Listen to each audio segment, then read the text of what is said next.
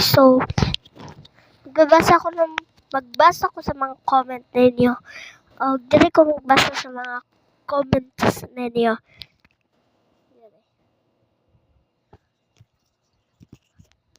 So, palinawa ang ako mga gibasa kung naaba inyo mga pangalan diri.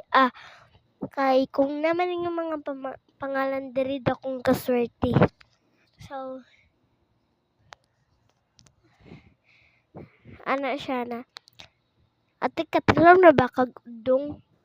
Dili yung ko ganahan og udong. Di ko makaog udong kay dirian kay kog sudan pero isa sa mga dagat kay dito wadyo ko'y makauna na nila sa mga lamang loob sa dagat ba, mga isda kana. Pero usa ra jud akong kanon sa mga dagat kana jong crab.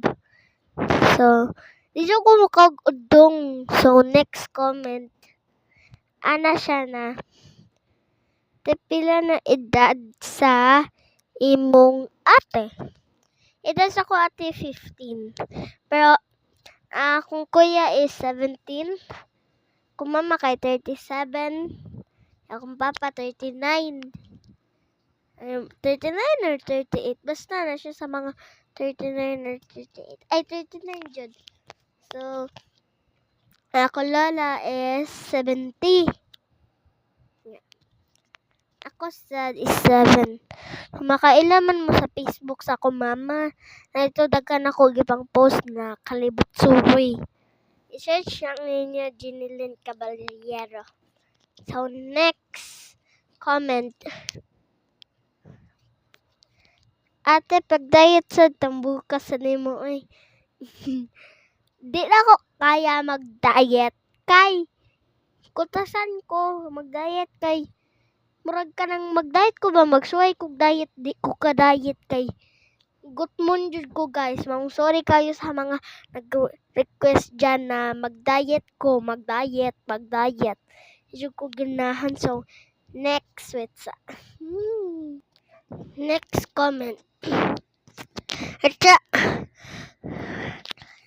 Next comment. Ano siya na? Ate, followers ko sa mong mama nakalibot sorry. So, thank you guys sa mga followers na kong mama sa mga kalibot sorry na to. So, tang-awan ninyo kami mga dagat dito na mga gifos.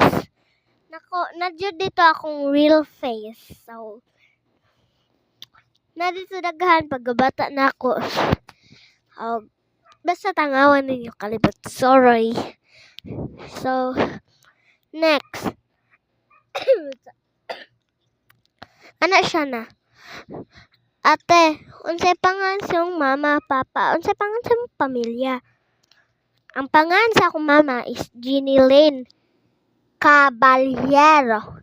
Akong kuya kay John Patrick C. Tejano. Kung ate kay Princess Dayanara C. Tejano.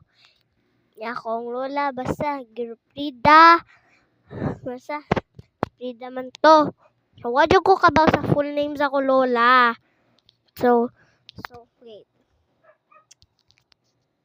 Full name na ako is Mary Iris C. Tejano Caballero.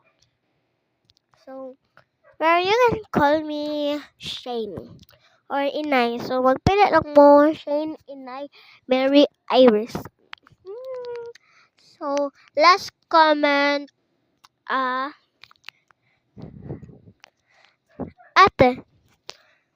Ate, dako ba yung balay? Medyo lang.